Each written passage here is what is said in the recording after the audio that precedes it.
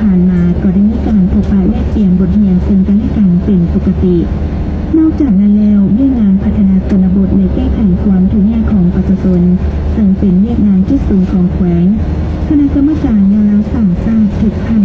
ก็ได้ประกอบส่วนเข้าในการสร้างบ้านและกลุ่มบ้านพัฒนาเพื่อปลุกระดมทุกภาคส่วนเศรษฐกิจทั้งภายในและต่างประเทศเข้าร่วมกระบวนการพัฒนาเศรษฐกิจสังคมด้วยทวงท่าทีตั้งหน้าจำนวนครอบครัวถึงแม่ของประชาชนได้รับการแก้ไขลดลงเท่าละก้าวปัจจุบันครอบครัวถึงแม่มีเหลือ867ครอบครัวทำจาก0.72ส่วนห้อยของครอบครัวทั้งหมดและบ้านถูกแม่มีเหลือ2บ้านทำจาก3.58ส่วนห้อยของบ้านทั้งหมดที่สี่แนวแล้วสร้างชาติแขวงอย่างใดประกอบส่วนสร้างพวกนั้นสามัคคีได้หาหลังหมุนพา97ล้านกว่ากีบซึ่งเป็นการห่วงนู้ของแนวโฮมประเทศชาติเวียดนามแขวงอันอย่างพร้อมนั้นประกาศทำห้องเอาเมืองบาเจียงเจริญสุขและเมืองสุขุมาเป็นเมืองพ้นทุกข์ในปี 2014 บ้านพัฒนามี500บ้านและแนวแล้วสร้างชาติแขวงได้หับหงบ้านสามัคคีทั่วแขวงได้583บ้านเท่ากับ89ส่วนห้อยของจำนวนบ้านทั้งหมดกรมกองพัฒนาและสามัคคีดี121กรมกองอยู่ขันเมืองและแขวงที่ได้ฟังผ่านไปนั่นเองบทที่พาดหัวข้อว่า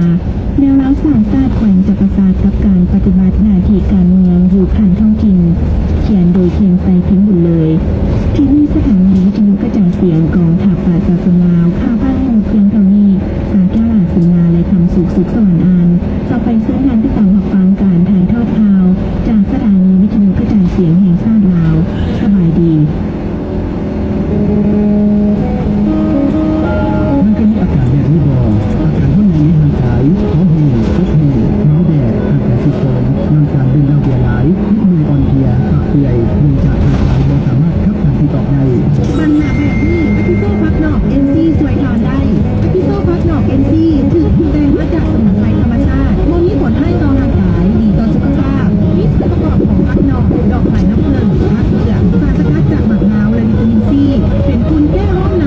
เพิ่มหน้าที่การกันตับรักษาในออกจากทางกายและตับที่ได้ตับแข็งแรงลดความอาการที่เหนื่อยอ่อนเพลียลดปัญหาปากเปื่อยตุ่มเปื่อยในปากตกแห้งคอแห้งเนื่องจากการออกกำลังกายและเครียดนะวิธีการนำไส้ละลายเอ็นซี1 ซองในน้ำ2 ก้อนมิลลิลิตรสามารถดื่ม3 หา 4 ซองต่อมื้อจะได้รสชาติเย็นสดชื่นอาทิโซพักนอกโมเมน